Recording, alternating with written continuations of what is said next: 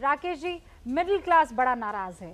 अमृतोत्सव के बहाने आप कह रहे हैं कि ये पहला बढ़िया बजट है, लेकिन उस अमृत की एक बूंद जो है वो मिडिल क्लास को नहीं मिल रही है।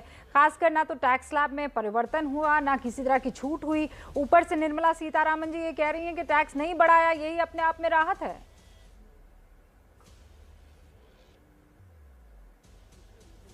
आप जिस बात को लेकर आगे बढ़ रही हैं वह बात मध्यम वर्ग के किस सर्वे से आया है कि नाराज है। मध्यम वर्ग इस देश की अर्थव्यवस्था में, देश की असामान्य स्थिति में सबसे अधिक योगदान करता है, परिस्थितियों को समझता है। पूरी दुनिया में टैक्स स्लैब बढ़ा है।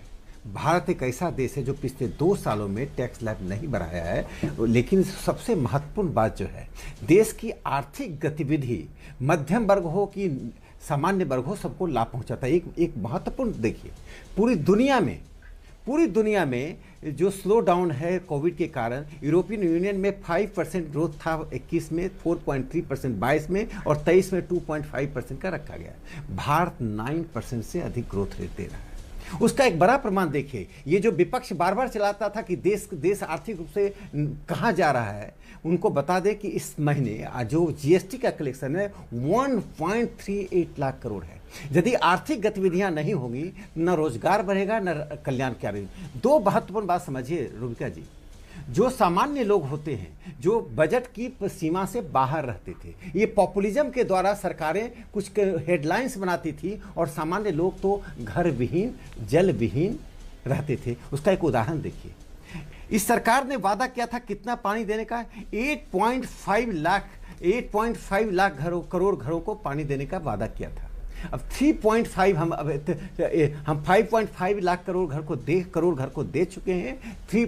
बाकी 3.2 को अभी देने वाले हैं। यदि वो स्वच्छ जल जो सामान्य लोग हैं, और 80 लाख हम घर बनाकर देंगे, जो बनाकर दिया उसको छोड़ दिए, एक फाइनेंशियल में हम 80 लाख घर बनाएंगे गांव और शहर में।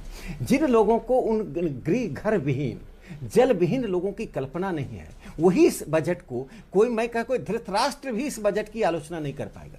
दूसरी एक और इंपॉर्टेंट बात आप सुन लीजिए। नहीं, आप दूसरी इंपॉर्टेंट बात पर आने से पहले, नहीं, आपने जो पहली बड़ी बात कह दी है, आपने कहा कहाँ से पता लगाया। भाई, यहाँ जितने भी काम करने वाले सर्विस क्लास लोग हैं ना सर, वो सब मिडिल क्लास ही हैं। मैं अपने आप को भी मिडिल क्लास ही कहती हूँ। और अगर आप ये कहेंगे कि नहीं रूबिका जी, राष्ट्र के निर्माण के लिए हमें कुछ बलिदान करना पड़ेगा, तो हम राजी हैं बलिदान के लिए। लेकिन हमारे यहाँ पर एक कहावत है राजस्थान में कि ऊंट की गर्दन लंबी तो क्या उसे काट देंगे। तो क्या टैक्स पेयर को किसी तरह की कोई राहत नहीं मिलेगी क्या राकेश जी? या हर बार आप उन्हें थैंक यू और बलिदान के ये मुहावरे इस्तेमाल करके कहेंगे कि नहीं अभी चलो हो गया आपका?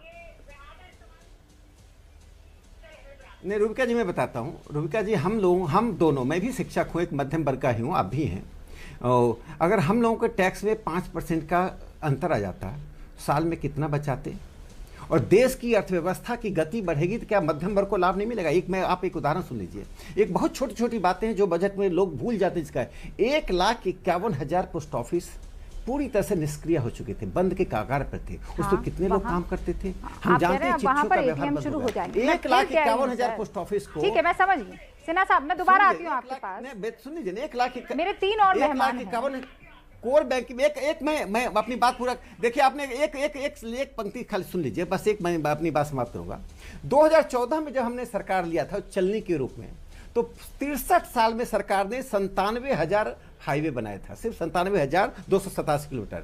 2021 तक हमने 1,62,000 हाईवे पे छोड़ा और 25,000 किलोमीटर भी हाईवे बनाएंगे। बताइए, 7-8 साल में हमने 2.25 गुना अधिक, 2 गुना से अधिक हाईवे बनाकर ये इंफ्रास्ट्रक्चर क्या रोजगार नहीं दे रहा है? आप ये कह रहे हैं कि आपने आने वाले कल के लिए तैयारी कर ली है और आप पूरी तरह से कॉन्फिडेंट हैं। आप ये कह रहे हैं लोक लुभावन मन भावन नहीं, अभी देश को आगे बढ़ाने का बजट है।